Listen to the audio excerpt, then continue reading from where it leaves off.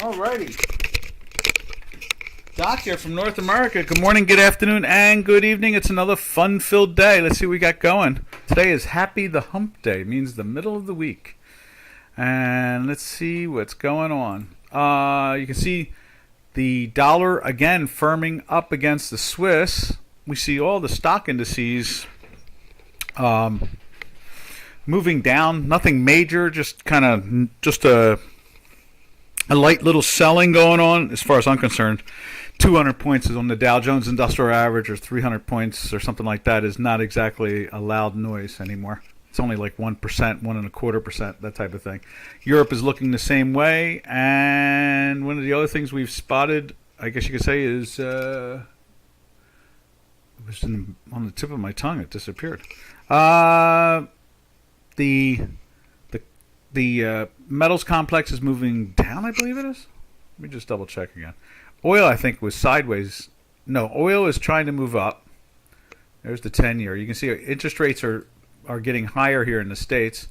Yeah, crude oil is trying to move up. And what do we have here? We have, where's it at? Right there. Gold is kind of sideways to down, or just kind of like barely plus. And the same thing with silver. So, you know, the panic is kind of starting to disappear more and more and more and more.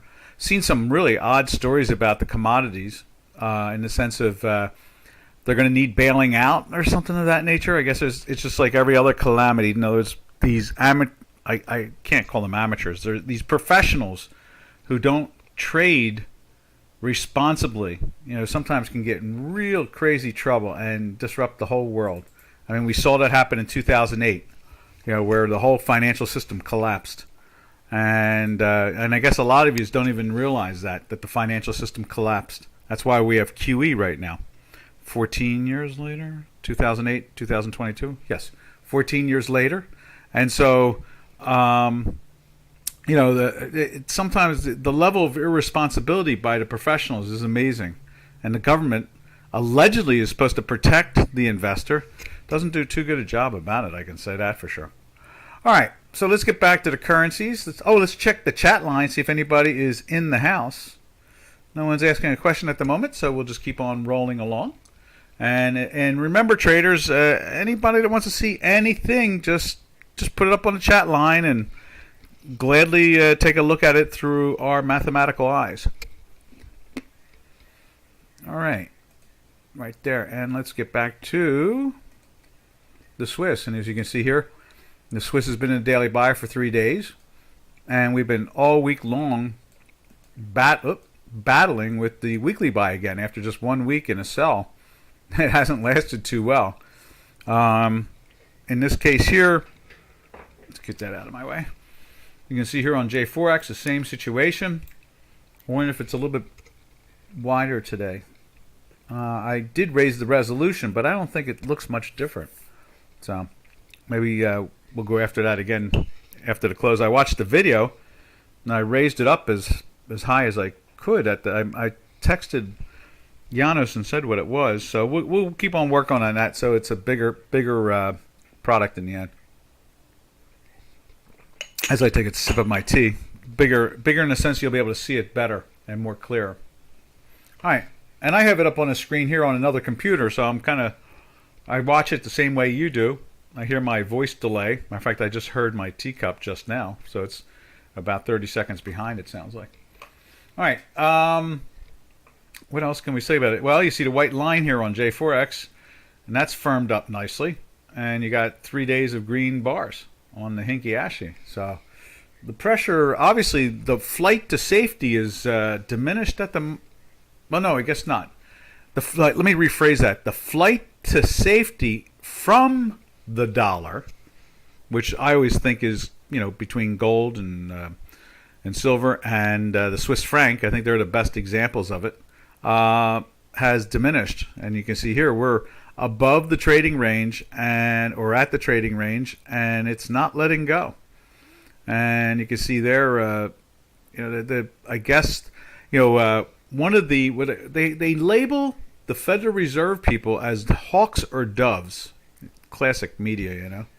And A hawk is someone who believes that the Fed should follow the manifesto, the rules of what the Fed's job is. And doves are people who should not follow. Why don't they just call them lawbreakers? But they call them doves.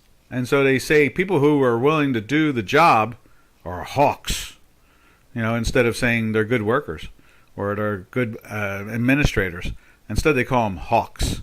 And then the doves, peaceful little dove, they're the ones that like to break the law, which is the weirdest thing of all. So anyway, one of the big doves, as they label it, came out yesterday and said, we're going to see, we support the idea of, half a percentage point increases to show that we are concerned about following the rules and trying to beat inflation down.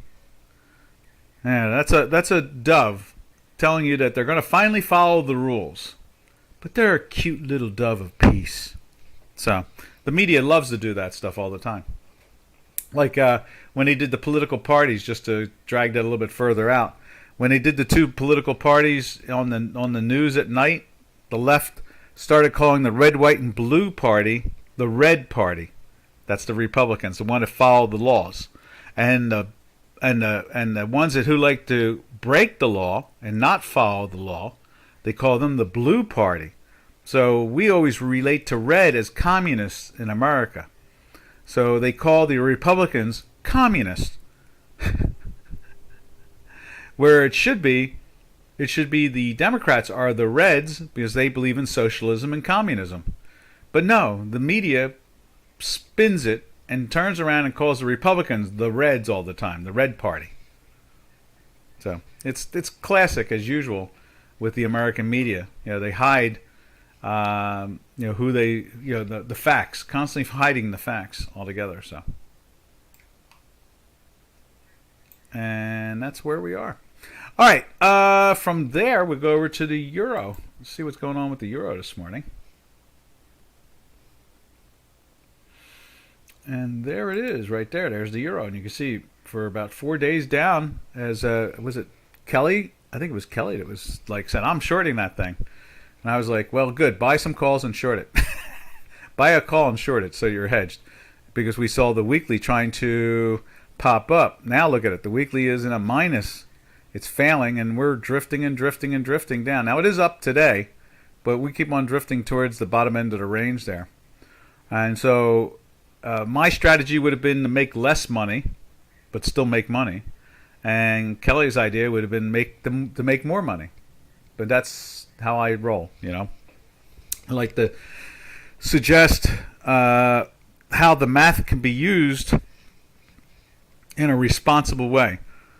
And I have no problem with people being brave and, and so forth and trying to step out of it. But I like myself I won't commit my assets to a higher risk level. So that's why I always recommend when someone says, well, how do you do that? I'll explain how to do it, how derivatives function and how if you do this and you do that, then this is how it works. So that is just the way our nature is around here. All right. And then what else can we say? Let's you see it over here on J4X with the white line piercing down just like over here on Chicago Quant. The pressure's been on for 4 days. You can see here we have 4 days of red hinky ashy bars. Same as over here with the, let's use this mouse right there. 4 days right here of red dots. There you go. So now, we're down at the low end of the range. You can see the volume has been dropping. And interesting, when the volume does increase, a lot of times the product likes to go up, like there. It did it there too, and it did it there. So I guess, I don't know. Sometimes we've seen that with products when you look at the volume of things. Sometimes when they like to go one direction, the volume represents that there's more conviction to go that way. So when a product is going up in value, the buyers are coming in, and you can see it in that volume bid-ask thing. And when the line is going down, you can see that the pressure is on the product. So There's another, I think it was Kelly that came up with this indicator, and we've been watching it to see if we can learn from it, and I think that's something we just learned, really. And we notice when it takes out the last high of the previous high, it still keeps climbing, and when it takes out the last low, like it did here, it keeps falling. So we'll just keep an eye on that. That's becoming better and better a tool the more we look at it. I don't understand the bars underneath it too much. They don't seem to have any real real indication as far as I'm concerned, percentage-wise. But without a doubt, that's pretty clear. It's been breaking down since, I guess, where did it start to break down? Right there on the 28th. Which one's the 28th there? There's the 29th. It started to break down there. It didn't really represent very well, because it started to break down there. But it broke it took out that low right there, and then notice that what's that? The 31st. And what is that? That is the 31st. When it did that, you really start to get your breakdown. And also, we had our red hinkies already warning us, and our white line was ahead of the curve of it. But there is some positiveness about looking at the volume. There's no doubt about that. All right, from there, we drift over to, what do we drift over to? We drift over to the British pound. Let's see what the pound is up to. Right there. There's the pound. You can see the white line piercing down. Same situation, breaking the lows. 4 days of red and 5 out of 6 days. Oh, no, wait a minute. It's a lot more than that.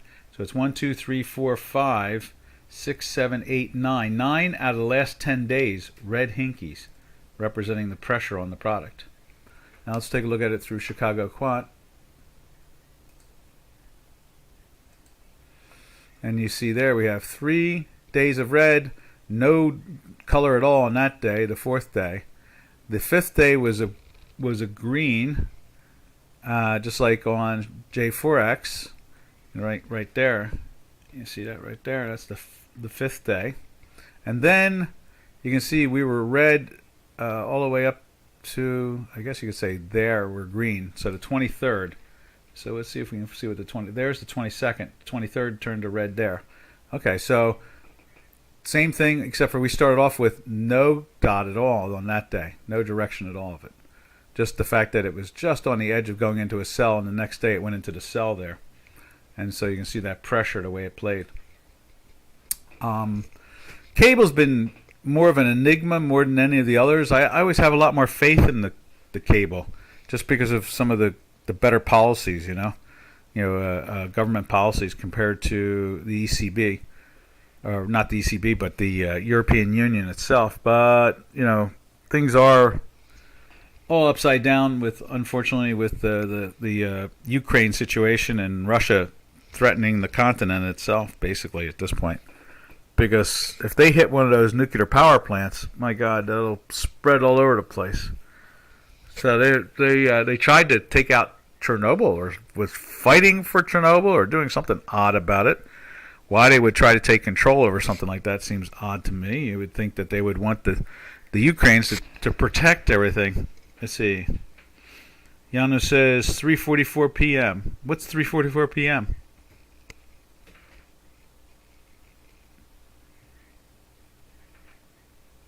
Oh, 855. Let me respond to him.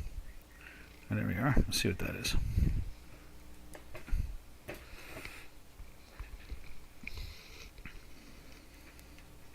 Just going to see what he said about 3:44 p.m. Let's see. All right, please use a keyframe frequency 4 seconds or less. Okay, that's not to me, I guess. All right. Oh, okay, it is to me. Warning, please check the video resolution. The current resolution is 1920 to 1080, which is not optimal. Okay. We will still need to work on that resolution, and who had a fix for that keyframe? Question mark. I'm not sure. Okay, I see. And that's what I said yesterday. I made sure it was that 1920 1080. So that's not optimal. Okay. All right, I get that. Oh, okay, there it is. Nothing vital now, Doc. Seeing that the resolution still needs to be tweaked continue on. We'll talk after the streaming. Okay, no problem at all. Okay, cool. All right, so let's see, where are we at here? The answer is now, yes, so we're talking about cable. And, you know, it wasn't for the younger states now of the European Union, you know, Poland and Slovakia and the Czech Republic and Hungary and Bulgaria and so forth. You know, they would be really hurting because those countries are really picking up the pace, you know, making more money, being more productive. Whereas, I mean, we have Poland now as the second largest industrial nation on the continent. France has been pushed into the third spot. Germany first, Poland second. But Poland is about the sixth or seventh largest country in Europe. So, and what's crazy is I bet, you know, Ukraine was probably starting to perk it up. I would assume that's why we saw Mr. Putin try to destroy it. And that is because it's the largest country in Europe. And they're moving more and more towards free markets and free people. And so obviously Mr. Putin can't have that on his doorstep because they don't have that in Russia. So, I mean, that's probably the main reason out of it all. It's got to be, you know, it's financial. This whole thing has to be financial. It doesn't make any sense any other way. So, all right. From the cable, we jump over to the Turkish Lira. Let's see what the dollar's doing this morning against the Turkish Lira. Right there. You see 3 days of green. You can see the pressure on it, but it's not taking out the highs over here. Let's see how it looks over here, over on Chicago Quant. Right there. You can see there. Oh, we got to extend the box. No, not move the box. Extend the box. There we go. So we're just banging along. I guess we could do this. We could move this up a little bit, just like that. Maybe that's the true range now. And we'll see how it does coming back down. So we just moved it up. It was riding on it. I want it to be a little above it. So we extended that. And maybe we need to, let's tighten this up a little bit and see if we can. Maybe that is the natural range on the bottom. Maybe it's something like that. Maybe that's the new natural range really out of it all. I thought it was this peak right there. That's what I thought it was. And see how it's been riding on top of it? So if we move it up, well, we'll just leave it there. We'll leave it where it was. Just leave it where it was. And you can see here, it just keeps on banging on the top end of that range. And we move the bottom up a little bit, but let's leave the top where it's at and see how it plays out. See, oh, I forgot to set the notification for the stream. Oh, hey, how you doing, Kelly? There you are. Let's check that out. Oh, okay, cool. All right, now, thank you, Giannis. So now, let's take a look at, what is it? We're going after Euro Swiss. See what the Euro Swiss is doing. Euro Swiss right there. That's the 5 minute. There it is, the 1 day. And we can take a look at the intraday too. You see, it's the third day in a buy right there. Let's put up on J4X too. I want to see if it has all four hinkies going there. Euro Swiss. Right there. Yeah, so it has 2, 3, 4, 5. Wait a minute. Are we looking at the right thing? Oh, that's GBP. That's what it is. I'm looking at GBP. Let's go back to that. I put up GBP. Let's see. Euro Swiss. Euro Cable. Euro CAD Swiss. Euro CAD. Euro Swiss. There it is. And you can see there, yeah. So it's fifth day. We got a volatility signal kicking out. We got a green and a red going on there in our work, and the weekly is above the zero line still. So that's showing a lot of interesting things there. Let's see. Dollar index just reached above. That's interesting.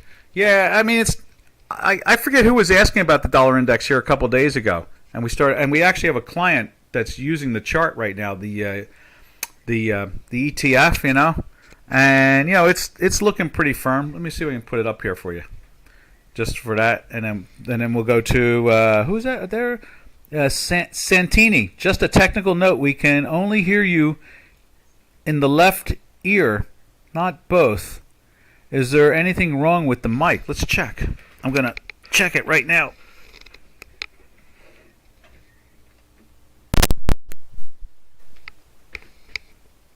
How about now? Is that any better?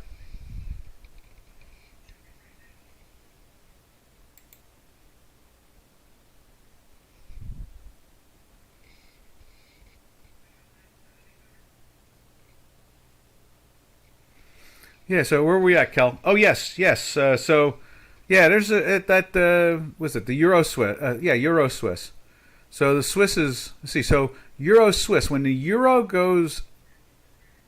Swiss goes up, that means the Swiss is going down, right?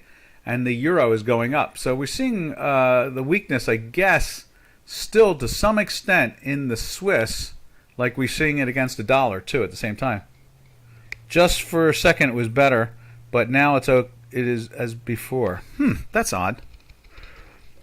Maybe you know what I'll do after the webinar. Sometimes I dip it into an alcohol or a peroxide and let it sit, and it cleans it up. And that maybe that's what I'll do.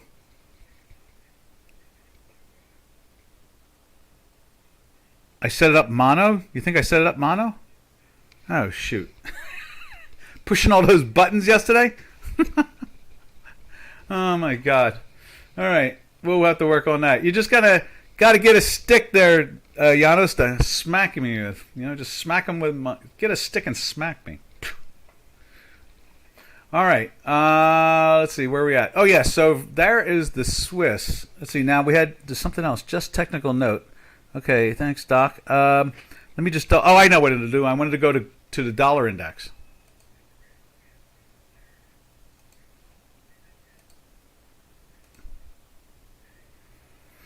There's the UUP. Yeah. So far, it's only trading a little below. Yesterday, it took out the high. I see that. And today, we've been in a daily buy on that since here. And notice the weekly is still flirting with a sell. It's curious there, It's not lifting enough. Let me just double check the instrument itself. See if I can figure out where it's going to be. There it is. And let me just take a look at that, just for interest's sake. Session. Okay.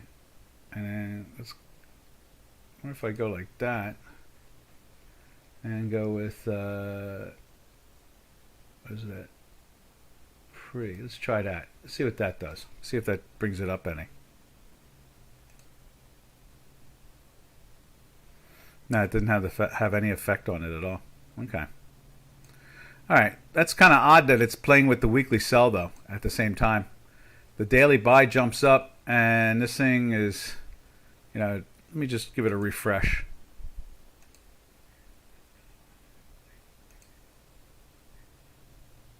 Yeah, see, it's just sitting there. So it's.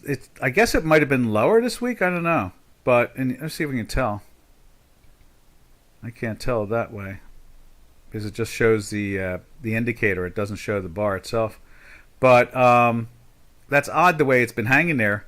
I wonder if by tomorrow, if it stays this high up, or is it, we can take it this way. Is the weekly trying to tell us that this is just a dead cat bounce in a sense? In other words, they're just playing the top end of the range. And the overall money is telling us that if they were really going to take off, we'd be at much higher. Maybe that's what this is probably trying to tell us. I've seen this happen before. And notice how when we were looking at the euro at the beginning of the week, let's just go back to the euro. Where are you, euro? We were at the euro at the beginning of the week, and the euro was through the zero line, right? And now here it's Wednesday, and it's below it with this movement down. And if this turns back up and gets back up into this area, maybe that'll start to perk it up. But I'm not really convinced that that the dollar. I'm not a big fan of the dollar being this strong. The Americans don't need it to be this strong, so it's a disappointment on some levels there. Let's see. After the let's see, play a bit with the jack. Yeah. Okay. I did that, and I pulled it out and plugged it in and spun it a little bit. But I think I'll put what do you call it? Alcohol on it afterwards. Dry it out and start over again.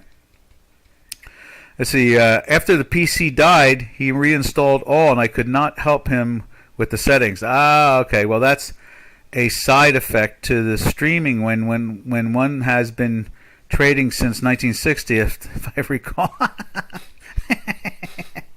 Oh yeah, I was at the crash of 1929 too. 1960. That's a good one, Janos. That's good. All right. Let's see, where are we at? 1960. That would be like, yeah, he had to be 21 years old. Or was it 18? 18 years old, the trade, I guess.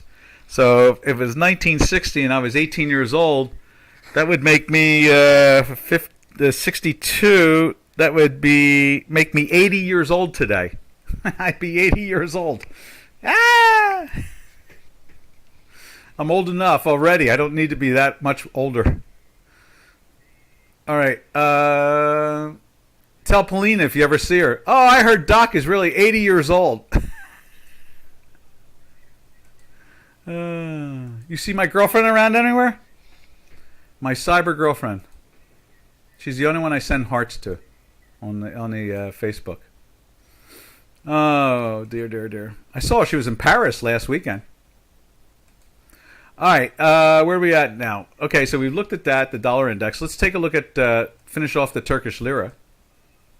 Let's see, where's the Turkish Lira? The Euro Turkish Lira. So let's see what the Euro Turkish Lira looks like. It's around here somewhere. There it is.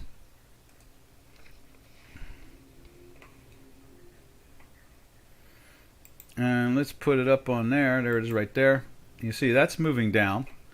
And what do we got here? I got a bulletin. Platform, leave, trust, review, click. Oh, this is Dukascopy. Okay. Australian dollar jumps due to RBA. Oh, I'm getting quotes in from Dukascopy on this machine. That's kind of neat. I'm seeing it on the screen here on the platform. Let's see.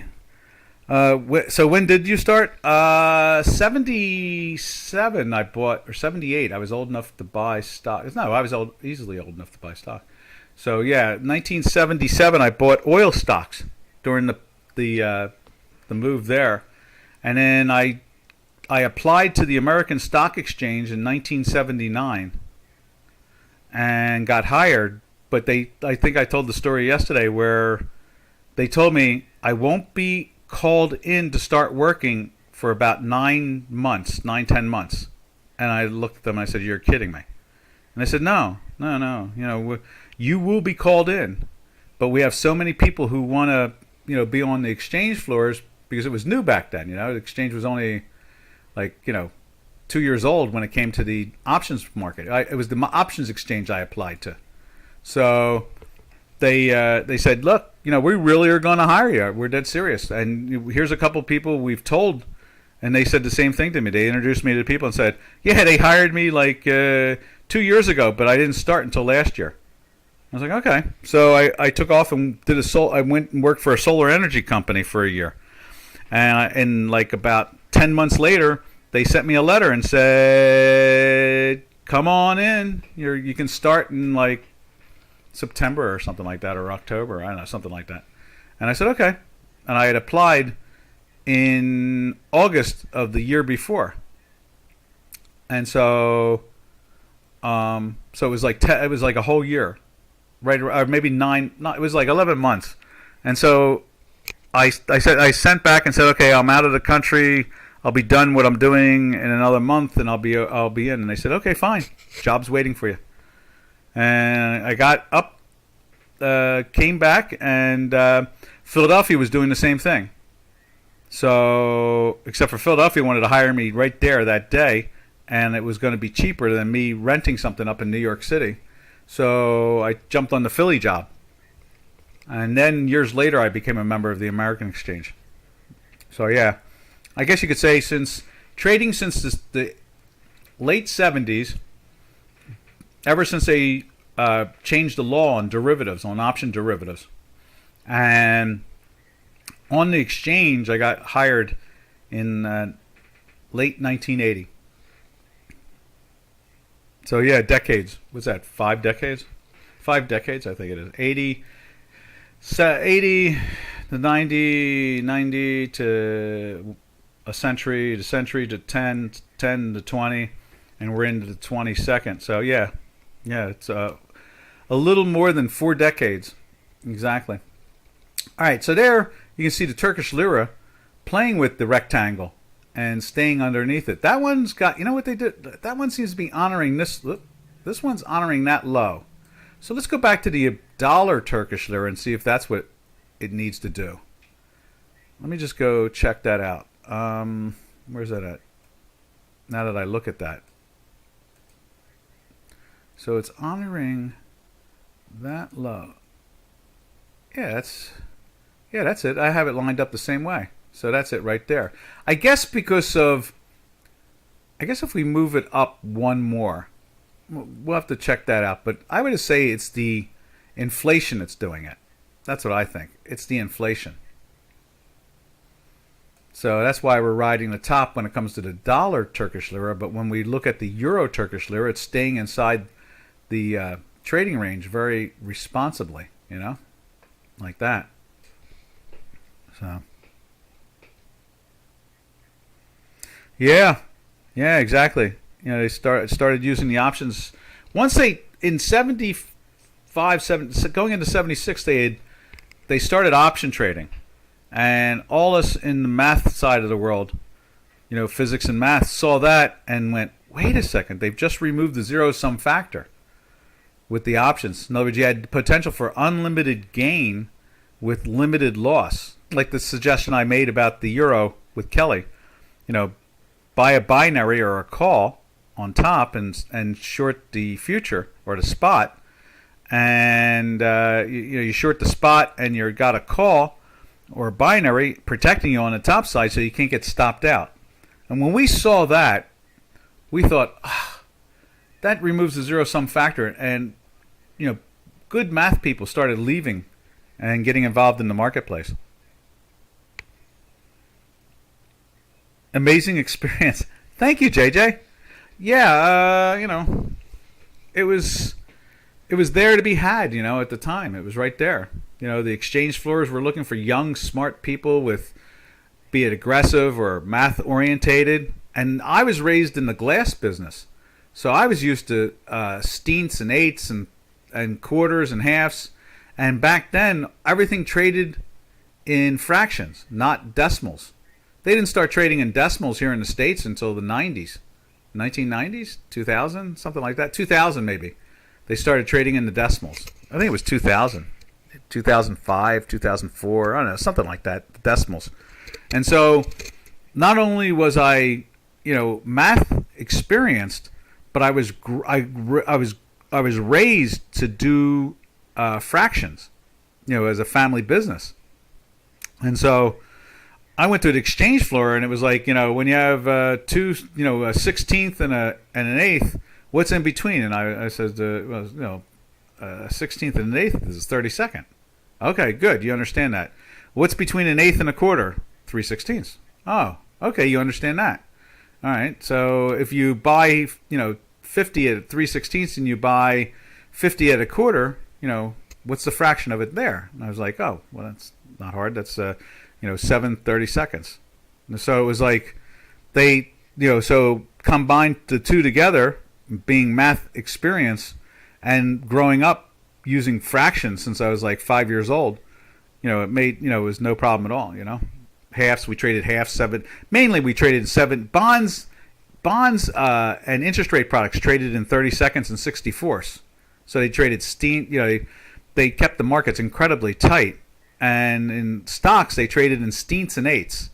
So if a stock was traded over, I think it was $3. So if an option was traded over $3, a binary combination over $3, it was 3, then 3 1/8, 3 1/4. But underneath that, it was 2 and 15/16, 2 and 7/8, 2 and 13/16. So it was in steenths, sixteenths. So I had a leg up in two ways. One was I was really good at math, and second of all, I was really, really good at fractions. So it worked out really perfect. A trained brain, yeah. I am. I'm a trained brain. I am. I'm a simpleton. I am as sharp as a bowling ball. That's a nice compliment. Thank you. So anyway, that's the history of it all. So Janos, don't tell Polina that I'm 80. I'm not 80. Maybe she's back from Paris. All right. Anyhow, where am I at now? Oh, yes. So the Turkish Lira. Yeah, you can see there it's moved back down. Let's jump over from the Turkish Lira. We go to the Canadian. See what's going on with the U.S.-Canadian pairs trade right there. You see on Dukascopy, I mean, J4X, baby, that's been breaking hard. Breaking hard. The Dukascopy chart is heading south. I only see 2 green, 3 green out of 1, 2, 3, 4, 5, 6, 7, 8, 9, 10, 11, 12, 13, 14, 15, 16. Out of 19 days, we've only had 3 green. And you can see here, it's already started to curve back up. Volume is still heading down. And the pressure has been on the downside. Let's see what it looks like over on Chicago Quant. There it is right there. Yeah, it's been doing the same thing. So we've had like, like 1, 2, 3, 4, 5, 6, 7, 8, 9, 10, 11, 12, 13 red dots. We've had 3, 4, 5 green dots out of it all. We've been in the sell at the same time, though, right there. We went into the sell on the 16th. And let's see, when did they go in the sell there? They went on the sell on J4X at the 8th. And then it went sideways and I guess sideways down a little bit like we did. We went and I guess we went in the sell on the 8th or the 9th. Yeah, on the 9th. Went down for a couple of days, went into a buy, stayed there 2 days, and then went into the sell. And we've been in the sell all the way up until 4 days ago.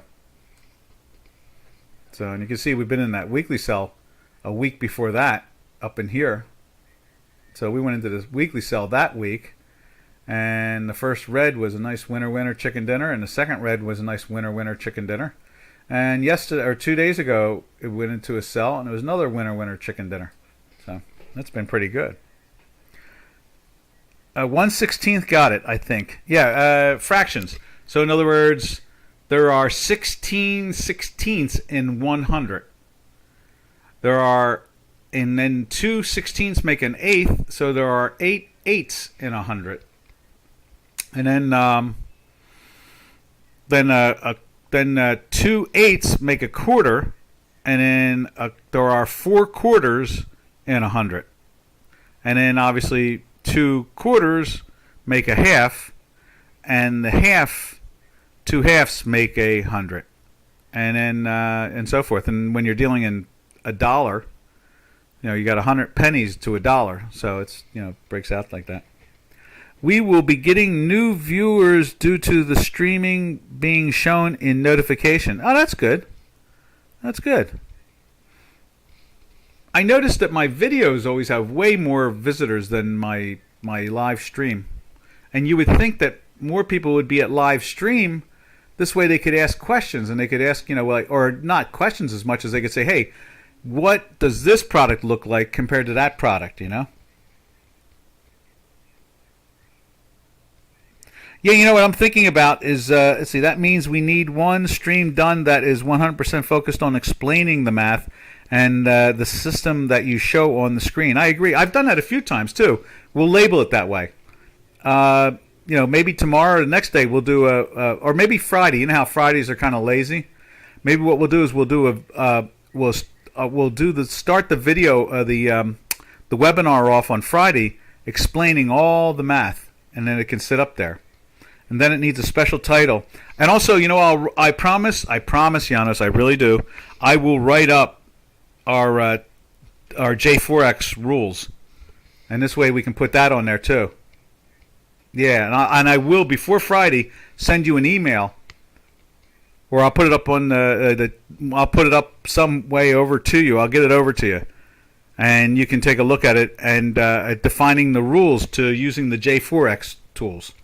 and the label of them and the specifications. I promise. It's in the mail, Janos. It's in the mail. It's snail mail. I promise I will. I will. Before Friday, you will see it. All right. Where are we at now? Let's. What were we looking at? Oh, we're looking at the CAD. Yeah. And so the CAD has been kind of moving down, which is natural because, oil's up, gold has been up. That's usually the reason we see Canadian moving stronger against the dollar.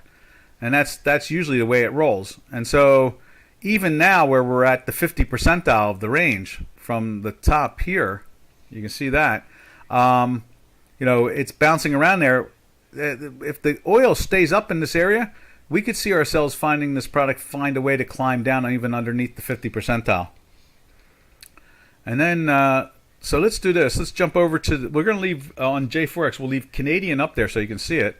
And then what we're going to do is we're going to show you, where is it at? Let's show you oil. And there's oil, just kind of sideways up. It's way up since the Canadian started to top out. So, it matches up to that. It's been sloppy, but it's been up. And then, let's see. We go over to the metals complex. And you see gold, same way. It's been up the same amount, to a great extent. Not the same amount percentage-wise, but it has been up very strongly, from the 18s all the way up to the 21 and a half, 2100, and $2,100, or was that $22,000 at 50, something like that, or 60, 82. It got up to 82. So you can see that. Now we're also flirting with the weekly sell here in gold, and we're seeing that same thing over here in oil. Both of them are kind of like trying to tell us that they've kind of are chilling. They're going to go a little sideways in here, maybe. Digest this area, see how the situation goes along with Mr. Putin, and then go on from there. I'd imagine. I guess that's the name of the game, really, isn't it? Mr. Putin is the one doing all this mess. So, and Mr. Biden and Mr. Putin. Mr. Biden's. Did anybody see that video yesterday on Biden? Oh, former President Obama was in the White House yesterday celebrating something with Mr. Obama, and everybody was hanging with Mr. Biden, with Mr. Obama, and Biden looked like he was like some geriatric lost. He was on the stage, and he walked in the opposite direction, and nobody was there, and it was as if he was going to walk off the stage, and then he turned around and looked, was confused. And he was talking to himself, and then he started walking again, like off the stage, and then somebody kind of pointed him back in the direction of Obama, and Obama had everybody, the whole White House staff, all these people, the vice president, they were all on the other side of the stage. He was like 10 feet, 15, he was like 15 feet away, or, 12 to 15 meters away at one point. Literally just walking away from the whole thing, and the cameras were mainly looking at Obama and the vice president. Also, Mr. Obama announced Joe Biden as the vice president of the United States. It was very weird. The whole thing was very weird. It really shows you how how incompetent Mr. Biden is. So, anyway, that was the funny part. So let's jump over to where are we at now. We're going to jump over to. We're going to go to South African Rand because we're looking at gold. Okay. We looked at the gold. That's what it is right there. Let me just put it up there. So we'll move over to South African Rand on J4X, and then we'll do it over on Chicago Quant. Where's it at? Right there. No, that's the Turkish. It's underneath it. There it is. South African Rand seems to be acting a little firm. I keep on thinking that, it's trying to tell us that the gold is going sideways down. And that's probably why we see it do what it's doing. Indeed. I'm taking a vitamin as we speak. I do these I do it during the webinar. Usually I pop one of them. I always remember them, or I won't take them. Because I'm so healthy, I don't really think about it too hard. But I keep on trying to take vitamins just for the sake of it. Let's put up on Chicago Quant now. I want to see where the South African Rand is. Not there. Let's see, where are you? There you are. And there's the South African Rand. You see, it's doing the same thing. It's been moving up in value. Went into the buy. Didn't go into the buy here. It went into the buy right there. Gave us the volatility signal there. And went up for a couple of days now. And it's flirting with the daily sell right there. But we've been in the weekly sell in this product for a while. Where is it? There it is. We've been in a weekly sell since back in this week of mid-December. So the product has been going down in that weekly sell nicely. Like it, usually the weekly, anytime the weekly trend starts to trend hard, or consistent, you go back and look at our charts, anything you'll see, it's classic. That's the way it works. I'll just show you real quick, but you can see there, there's gold. We went into the weekly buy in the 17s, was it? No, it was 1830, 1840, something like that. It ran to 2082, in the weekly buy. We get those type of things. That's what happens when it goes into a week. That's why I'm fearful of trying to go against the weekly buy. You just don't know how long. In oil, same situation. We've been in a weekly buy in the oil since back here, since the later part of December, in the early 70s, I guess it is, isn't it? Yeah. Early 70s, 70, 73, 74, 75, in that area. We went to, 130 and change. So, it's that's why I respect the weeklies. I don't like to fight with them. So, in other words, if I'm not in a daily sell and a weekly sell, and the line is underneath, I'm going to be like buying a binary and shorting it.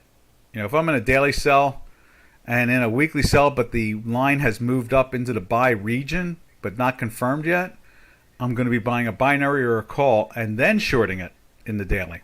That's the way I usually do that. All right, from there, let's see where we at. Let's go take a look at. We'll go back to the currencies. So there's the South African Rand trying to push back into the sell after. Let's put the line in there. Where's it at? Right there, or was it there? Did it go into the buy there? No, it didn't go into the buy there. So it's right there. So it went into the buy there. And then now today it's flirting with the daily sell at the moment. Put that up top there. And when it's down in this area here, then we'll move that line down at the end of the day to confirm the close in a sell. All right, from there, let's take a look at he who should not be named currency right there. And you can see it's been sideways and up a little bit. More of a triangle, as you can see right there. Definitely a triangle. And you can see, we're back into the buy there. But we've been in the weekly sell now since they linked gold and oil to their currency. So it's firmed it up a little bit in there. Not bad. Then from there we go over to the yen. The yen is pressing back up towards like 6-year highs now. That's a 6-year high right there. So, and this break here was the 5-year high. So it's been some real strong action, which represents the increase in interest rates in the dollar, I guess, more than anything else. I guess that's why we see what we see in that,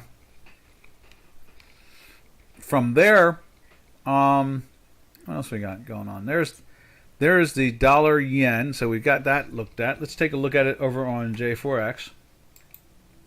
It's probably doing the same exact thing. Hence, we have the two charts up there. And this way, anybody who wants to trade, about 65 to 70% like Doc's math, this combination right here does it way better than anything else I can find.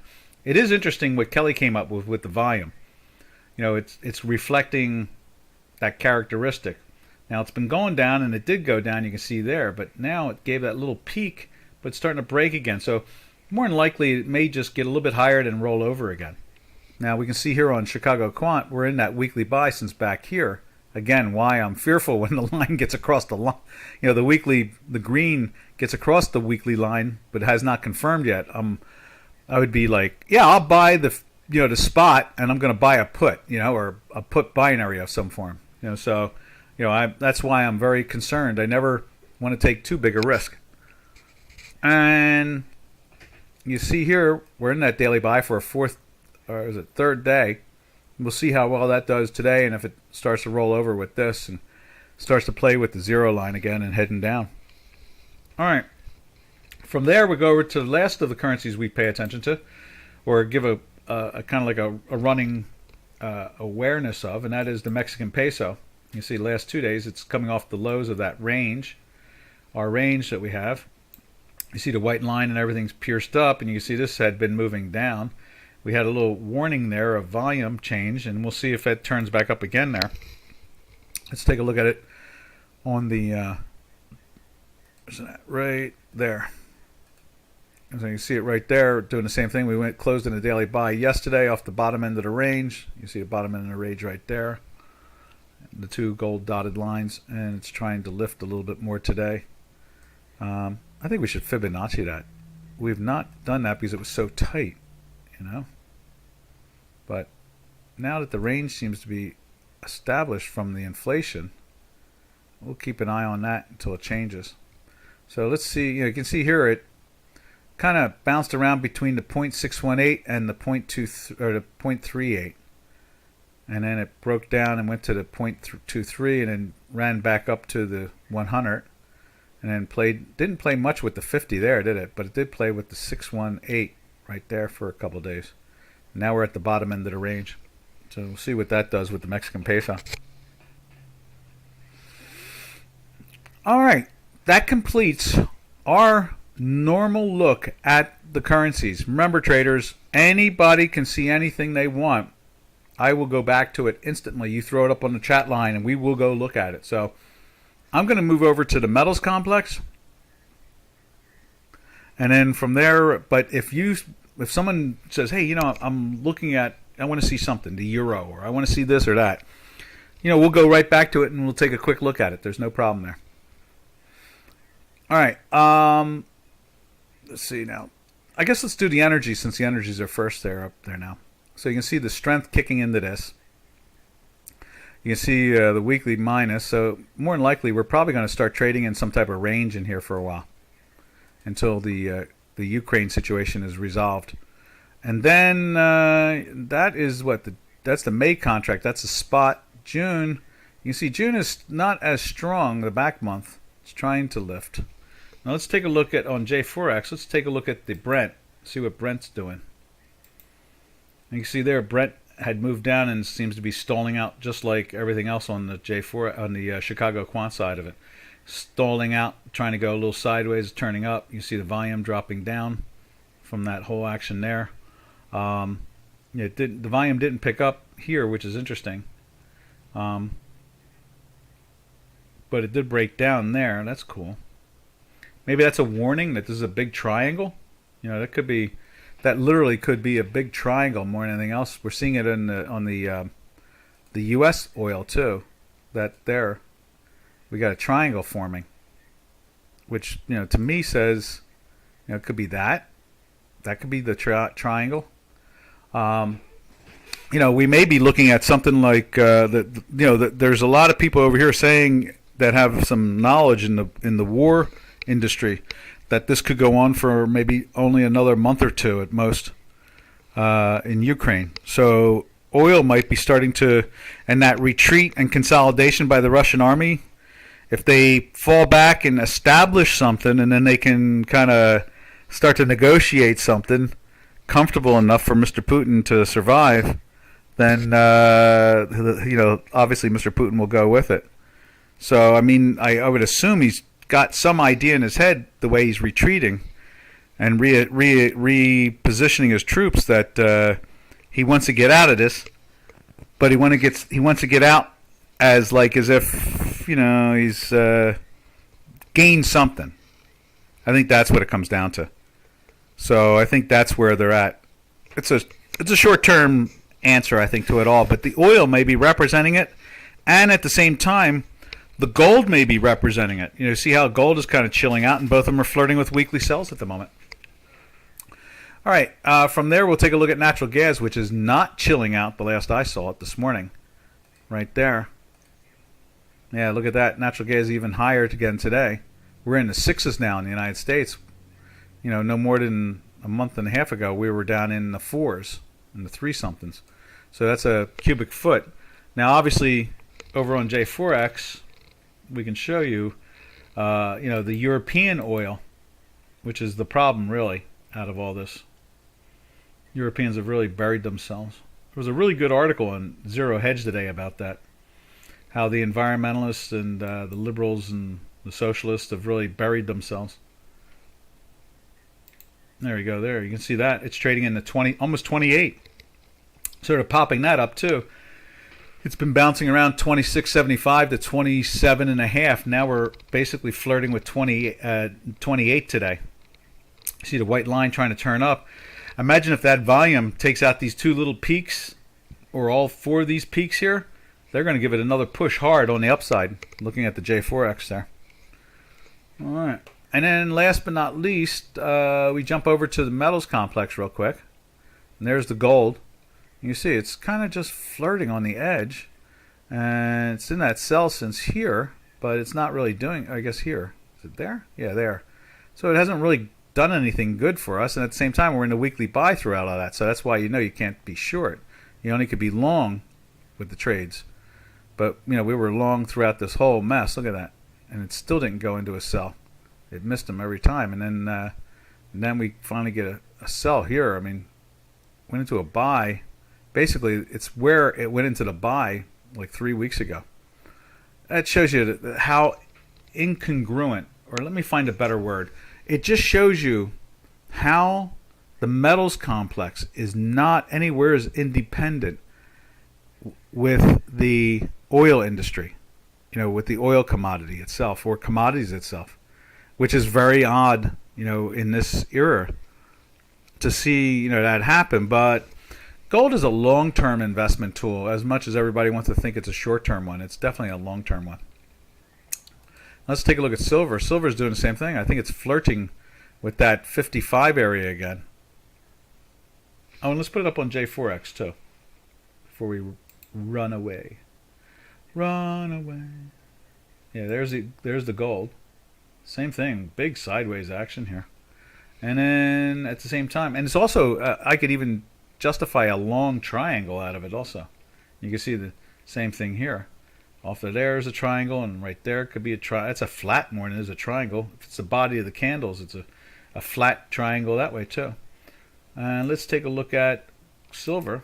Silver's trading below the 55, which had been the big resistance for a long while. And now it seems to have found its way back into being the resistance again.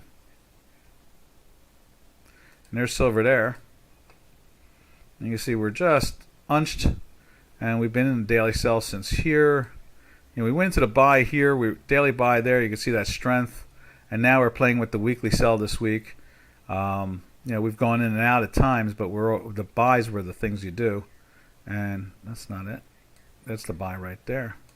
And then it went into a sell right there, and then it went back into a buy the next day. This contract has changed too. That was the back month back then, and sometimes it's not as accurate as the front month that we were following before. And then it goes back into a sell again here. That's why a lot of times we send our clients a couple of contracts at the same time. Then it went into the buy right there. Okay. And then we went into the sell right there, but we were in the buy, so you can't take it. You just don't stay long, that's all. And we've been in the sell ever since. Now we're flirting with this, so that'll be interesting to see how that plays out this week. All right, where are we now? Oh, we're done and over with. It's past trading. The markets have opened on me, so I got to get back in the saddle again. All right, this cowboy's going to ride. This is Doc from North America. We will catch you tomorrow, same time, same channel. Everybody have a smart and safe trading day. Happy trails to you until we meet again. Happy trails to you, to all our Dukascopy friends. Later, traders.